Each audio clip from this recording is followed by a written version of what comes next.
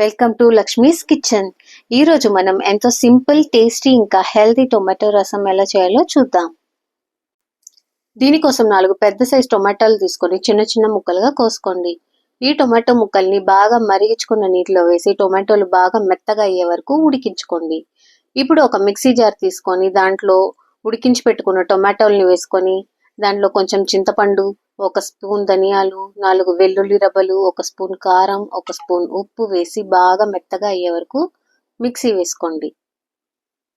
ఇప్పుడు ప్యాన్లో నూనె వేసుకొని వేడయ్యాక ఆవాలు, జీలకర్ర వేసి ఆవాలు చిటపటమన్న తర్వాత 4-5 పచ్చిమిర్చి చీలికలు వేసి 4-5 వెల్లుల్లి రబ్బలు, చిటికెడు ఇంగువ, కొంచెం కరివేపాకు వేసి బాగా వేపుకోవాలి. దానిలో ముందుగా మిక్సీ వేసుకున్న టొమాటో గుజ్జు వేసి నూనె పైకి వచ్చే వరకు ఉడికించుకోండి. ఇప్పుడు 1/2 లీటర్ నీళ్లు పోసి బాగా మరిగించుకోండి. బాగా మరిగిన తర్వాత చివరిగా కొత్తిమీర తరుగు వేసుకొని దించుకోండి. అంతేనండి, ఎంతో రుచికరమైన టొమాటో రసం రెడీ.